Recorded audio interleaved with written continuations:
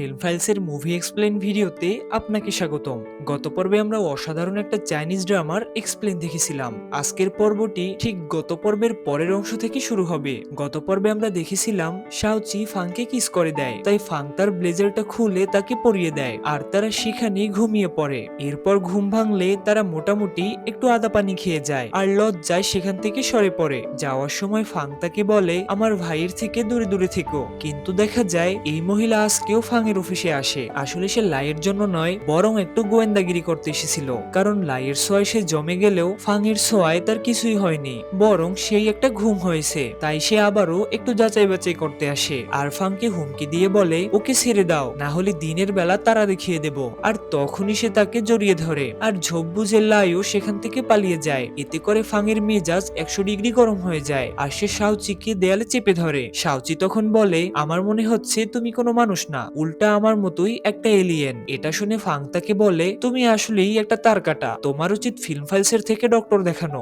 কিন্তু ফিল্ম ফাইলসকে আপনাদের মতো পছন্দ না করায় সেও মন খারাপ করে ফেলে আর সেখান থেকে চলে যায়। যাওয়ার সময় দেখে তার সেই কিউট কচ্ছপটা নষ্ট হয়ে গেছে। আসলে ওটা তো একটা এলিয়েন রোবট ছিল, এখানের আবহাওয়ার সাথে ওটা আর মানিয়ে নিতে পারছিল না, তাই তার সকল সিস্টেম কাজ করা বন্ধ করে দেয়। এইদিকে গাড়িতে বসে ফাং হানের কাছে একটা ফাইল চায়, কিন্তু ফাইল খুলে সে শাওচির রাখা সেই পেপারটা দেখতে পায়, যার ফলে সে শাওচির অফিসে ঢোকাই বন্ধ করে দেয়। এইদিকে শাওচি আবার খুঁজতে খুঁজতে লাইয়ের কাছে চলে আসে আর লাইও তাকে দেখে অনেক খুশি হয় আর খুশির ঠেলায় বলে, চলো তোমার একটা ছবি এঁকে দেই। অবশ্যই এরকম ছবি আগে মাত্র আমি একবারই এঁকেছিলাম। আগে বলতে সে মূলত জিয়ানের কথা বোঝাচ্ছিল। এইদিকে আবার জিয়ান আসে ফাংয়ের কাছে। সেখান থেকে আমরা জানতে পারি সে তাদের আর্ট এক্সিবিশনে অনেক হেল্প করে। তাই ফাং খুশি হয়ে বলে, আমরা যদি জিতে যাই তবে তোমার জন্য অনেক বড় একটা পুরস্কার আছে। জিয়ান বলে, জিতে গেলে আমি আমার পুরস্কার নিজেই চেয়ে নেব, তোমাকে দিতে হবে না। এইদিকে আমরা লাইয়ের ছবি আঁকা দেখতে পাই, একেবারে বেস্ট একটা ছবি আঁকে। মানে এরকম ছবি আঁকলে প্রতিযোগিতায় তাকে লাস্ট হওয়া থেকে কেউ আটকাতে পারবে না। শাওচিও তার হাতের কারিশমা দেখে টাসকি খেয়ে যায়। সেও মনে মনে ভাবে, শালায় কামডা করলো কি।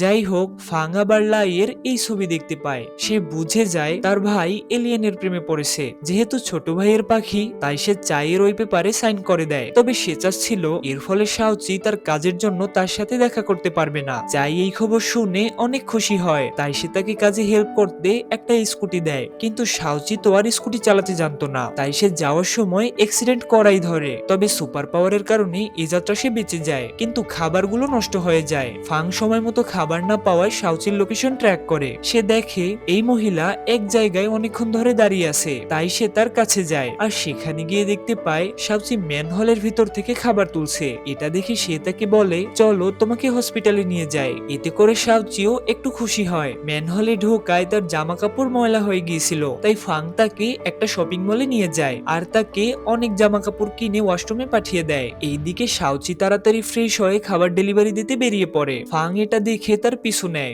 রাস্তা পার হওয়ার সময় এবারও শাওচি তার সুপার পাওয়ার ব্যবহার করে, তাই ফাং এবার শাওচির ভেলকি হাতে নাতে ধরে ফেলে। তাই সে এমন একটা ভাব নেয় যেন সেও সবার মতো পস হয়ে আছে। হঠাৎ সে ফাংকে বলে, দেখো তো ওইদিকে কি। ফাং অন্যদিকে তাকালে সে ওখান থেকে পালিয়ে যায় আর এই সুযোগে শাওচি খাবার ডেলিভারি দিয়ে আবারও ওয়াশরুমে পৌঁছে যায়। ফাং এর কাছে বিষয়টা আবারও ভেলকি মনে হতে লাগলো, তাই সে চেক করতে শাওচির ওয়াশরুমের কাছে যায় আর দরজা খুলে তাকে ভিতরেও পায়। শাওচি তখন বলে, এই লোক তো দেখি লুচ্চা, লুকিয়ে লুকিয়ে মেয়েদের গোসল করা দেখে। ফাং বলে, তুমিও তো আমার গোসল করা দেখেছিলে, যার ফলে শাওচি একটু লজ্জায় পড়ে যায়। এরপর সে তাকে গাড়ির চাবি দিয়ে বলে, এটা নাও আর খাবারগুলো পৌঁছে দাও। এর পরের সিনে দেখা যায় ফাং আবার তার সেই ডক্টরের কাছে যায় আর তাকে সবকিছু খুলে বলে আর এটাও বলে, প্রতিবারই আমি ভেলকিতে শাওচিকে দেখছি।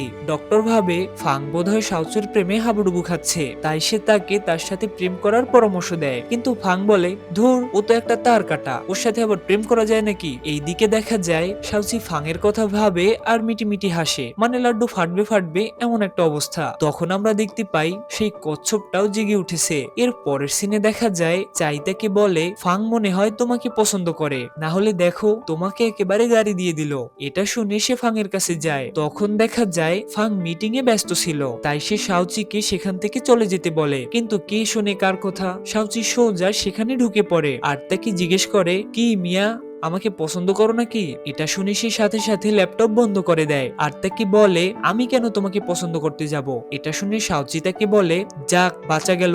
এক কাজ করো, এখন খাবারটা তাড়াতাড়ি খেয়ে নাও, না হলে এটা নিতে আমার আবার আসতে হবে। কিন্তু ফাং তখন খেতে চাচ্ছিল না, তাই সাউচি তাকে জোর করে খাইয়ে দেয়। আর ফাং তার দিকে এক দৃষ্টিতে তাকিয়ে থাকে। খাওয়া শেষ হলে সাউচি সেখান থেকে চলে যায়, কিন্তু তারপরে দেখা যায় ফাং অসুস্থ হয়ে পড়ে। তখনই সেখানে জিয়ান আন্টি নেয় আর তার গায়ে হাত দিয়ে দেখে ফাং এর গায়ে অনেক জ্বর। ফাং তখন জিয়ানকে আলাদা একটা নাম ধরে ডাকে। এটা শুনে জিয়ান তাকে জিজ্ঞেস করে, তোমার কি আমাদের পুরনো সম্পর্কের কথা মনে পড়েছে? আর সেখান থেকে আমরা জানতে পারি এদের ভিতর আসলে আগে ইন্টু মিন্টু ছিল। সাউচি যাওয়ার সময় খেয়াল করে সে ফাংকে তার গাড়ির চাবি দিতে ভুলে গেছে, তাই সে ফাং এর কাছে আবারও ফিরে আসে আর তাকে অসুস্থ দেখে নিজের কাঁধে তুলে তাকে নিয়ে বাইরে যায়। কিন্তু যাওয়ার সময় সে আবারও অ্যাক্সিডেন্ট করা ধরে। তখনই সে তার সুপার পাওয়ার ব্যবহার করে তাকে নিয়ে উড়াল দেয়। ফাং তখন তাকে জিজ্ঞেস করে, আমি যা দেখছি তা কি স্বপ্ন নাকি সত্যি? সাউচি বলে, তুমি জেগে জেগে স্বপ্ন দেখছো। এরপর সে তাকে হসপিটালে নিয়ে যায় আর ডাক্তার তাকে চেক আপ করে জানায় তার তেমন কিছুই হয়নি। তখন সেখানে ফাং এর সেই পার্সোনাল ডাক্তার চলে আসে।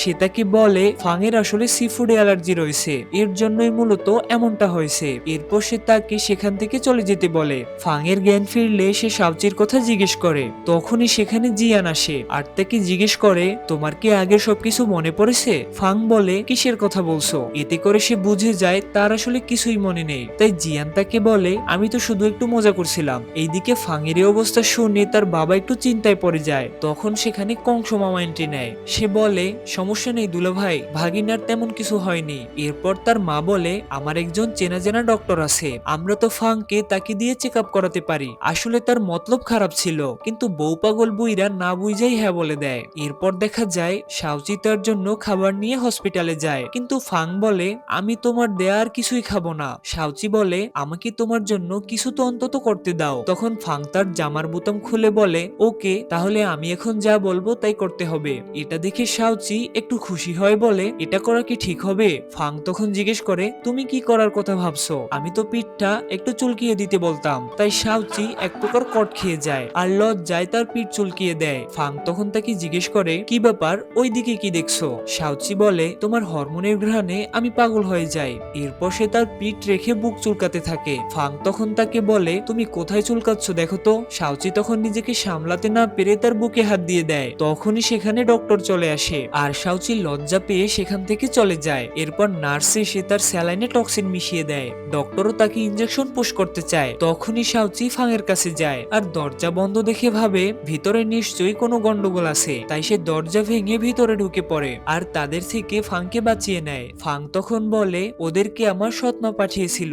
এই বলেই সে জ্ঞান হারিয়ে ফেলে। এরপর সাউচি চলে যায় চাইয়ের কাছে। সে বলে, আমি একটু আগেই তোমাকে টিভিতে দেখেছি, তুমি একেবারে ঠিক টাইমে না পৌঁছালে ফাংয়ের জীবন বাঁচানো যেত না। সে বলে, আমি একেবারে যত্ন করে নিজ হাতে ওর জন্য খাবার রান্না করেছি। সাউচি তখন বলে, তোমার জন্যই এমনটা হয়েছে। চাই জিজ্ঞেস করে, কেন, ওর সি ফুডে অ্যালার্জি নাকি? সাউচি বলে, হ্যাঁ। চাই তখন বলে, কি বলো এগুলো, আমাদের ব্যবসা তো মনে হয় এবার লাটে উঠবে। সাউচি বলে, তুমি টেনশন করো না। তখন সে সাউচিকে বুদ্ধি দেয় ফাংয়ের কাছে থাকার জন্য।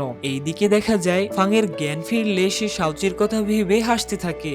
এইদিকে সাউচিও খাতার গাড়টি গোল করে তার কাছে থাকতে যায়, কিন্তু সামনের গার্ডরা তাকে ভেতরে ঢুকতে দিচ্ছিল না। তাও সে জোর করে সেখানে ঢুকে পড়ে। ফাং তখন জিজ্ঞেস করে, তুমি এখানে কি করো? কিন্তু এই মেয়ে তাকে সব সত্যি বলে দেয় যে তাকে চাই এখানে পাঠিয়েছে। ফাং তখন বলে, তোমার জন্য এই যাত্রা বেঁচে গেছি, তাই এ নিয়ে তোমাদের ভাবতে হবে না, তুমি বরং এখান থেকে চলে যাও। কিন্তু সাউচির মন তাকে এভাবে ছেড়ে যেতে সায় দিচ্ছিল না। তাই সে ভাবে তার এখানে থেকে ওকে সাহায্য করা উচিত। তাই সে ফাংকে বলে, আজকে থেকে যাই না। ফাং বলে, ঠিক আছে থাকো। তাই সাউচি অনেক খুশি হয়। এরপর দেখা যায় রাতে সে না ঘুমিয়ে ফাংয়ের দিকে তাকিয়ে থাকে। ফাং তখন তাকে বলে, এভাবে চেয়ে থাকলে রুম থেকে বের করে দিব। সাউচি বলে, একে তো দেখাশোনা করছি, তার উপরে ঝাল ঝাড়ছো? ফাং তখন বলে, তুমি সত্যি সবার থেকে আলাদা। সাউচি তখন বলে, হ্যাঁ, কারণ আমি মানুষ না, আমি একটা এলিয়েন। এরপর সে তাকে তার প্ল্যানেট সম্পর্কে বলতে থাকে। ফাং ফাংয়ের কাছে অবশ্য এসব গল্প মনে হতে লাগে, তবে সে বেশ এনজয় করছিল।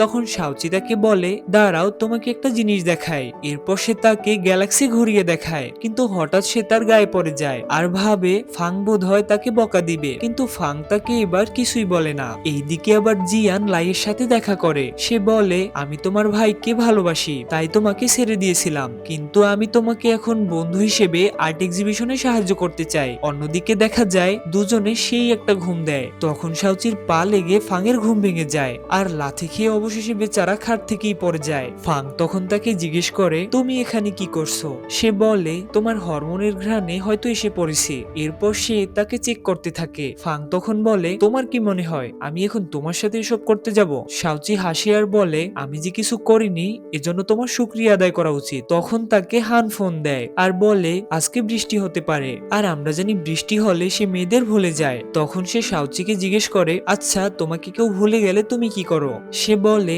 আমি তো সবকিছু মেমোরিতে রেখে দেই। ফাং তখন বলে, কেউ যদি ডিলিট করে দেয়? শাওচি তখন বলে, তাহলে আমিও তাকে ভুলে যাই। ফাং তখন বলে, আমি তোমাকে ভুলে গেলে তুমিও আমাকে ভুলে যেও।